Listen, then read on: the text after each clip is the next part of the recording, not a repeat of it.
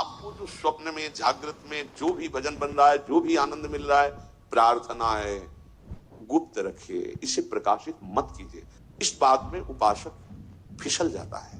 छोटी सी कोई अनुभूति हुई, छपवा दिया, प्रकाशित कर दिया, नहीं रह जाएगा हृदय में वस्तु। ये परमार्थ है। बहुत चलने वाले को वीर नहीं कहते। तुम बहुत दौड़ रहे हो, दिशा किधर है, अंदर का उद्देश्य क्या है, अभी किया नहीं, करने जा रहे हो, अहंकार इस कोटि का, बिल्कुल नहीं कुछ होने वाला। कोई और उपाय आपको निष्पाप नहीं कर सकता कि नाम जपने में रुचि और नाम को बढ़ाना और नाम को पचाना क्यों नहीं हो पा रहा। ऐ साधक सावधान, ये महायुद्ध है, इस युद्ध में तुम अकेले हो, पूरा संसार तुम्हारे विपक्ष।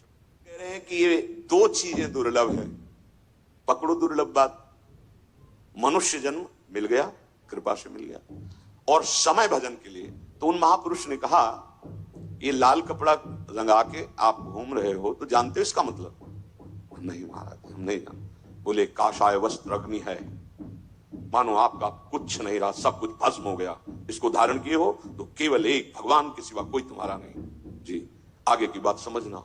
लोग तुम्हें भगवान और नाम को बढ़ाना और नाम को पचाना क्यों नहीं हो पा रहा।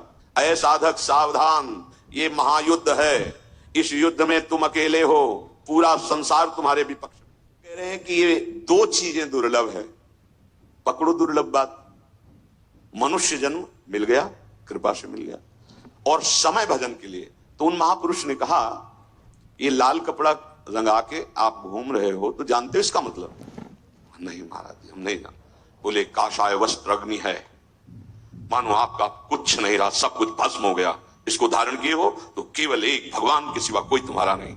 जी, आगे की बात समझना। लोग तुम्हें भगवान कहेंगे, लोग तुम्हें सरकार कहेंगे, लोग तुम्हें अवतार कहेंगे। शब्द थे महापुरुषों, हमने देखा जो सिद्ध महापुरुषों के शब्द थे ना, वो वही सब दिखाई देते। सावधान रहना, ये तुम्हारे समय को नष्ट करने के लिए माया आखिरी जाल डालेगी। डायरी में लिखा है हमारा, ये होगा लगभग 30-32 वर्ष पहले की बात। ये डालेगी, लेकिन फंसना नहीं। बैली आएगा, दाना डालेगा, जाल बिछाएगा, चुगना नहीं, स्वीकार मत कर। कैसी हरि कृपा होती है कि पहले से पहले ही हमने जीवन में देखा, जहां जरूरत होती है वहां संत भगवान।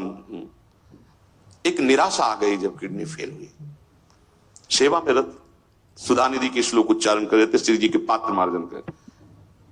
हमें संतों नहीं दिखाई दे, परिक्रमा तो लगाते रहे बहुत ऐसे। फिर बात, श्वेत वस्त्र, बहुत गोरा बदन, कृष्ण शरीर, हमको देखा नहीं, वो सामने खड़े थे।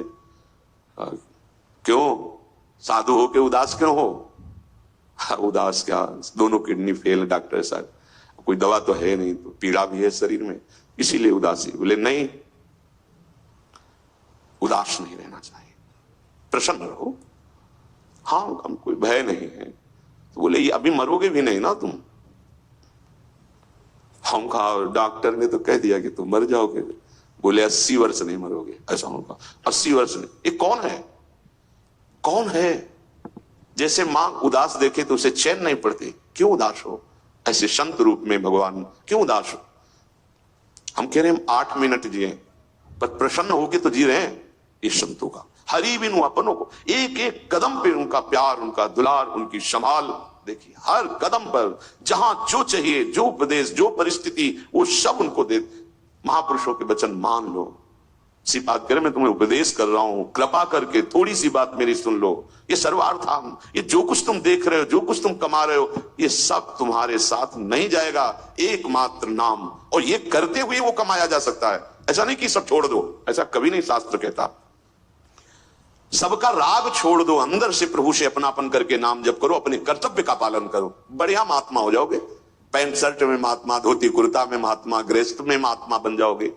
भगवान से चित्त का निरंतर जुड़ा रहना, यह महात्मा की स्थिति होती है। जैसे विभीषण जी, वहां कोई पोशाक महात्मा की नहीं पहने। जब शरणागत होने के लिए आए तो भगवान कहे, तुम सरीखे संत प्रिय मोरे।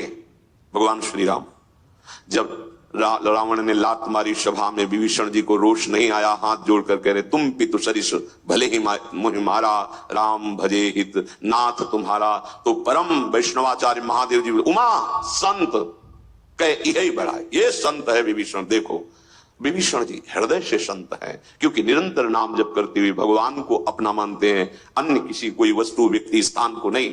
तो यहां कह रहे हैं कि दो दुर्लभ वस्तु है, इनको पकड़ लो भाई, अगर समझ में आ जाए। इस मनुष्य जन्म की दुर्लभता है नाम जप में। अगर तुम्हें नाम जप का समय मिला है तो बस आप समझ लो भगवान के पास। ऐसा पूज्य श्री पंडित गया प्रसाद जी ने कहा कि अगर ये आपको भजन का समय दे दिए हैं तो अब इनसे कुछ मत मांगना, इससे बड़ा इनके पास कुछ नहीं है देने को। भजन का समय, अब उस समय को अगर आप बर्बाद करते हैं तो बहुत बड़ी कृपा को ठुकरा रहे हैं। अच्छा, हरिनाम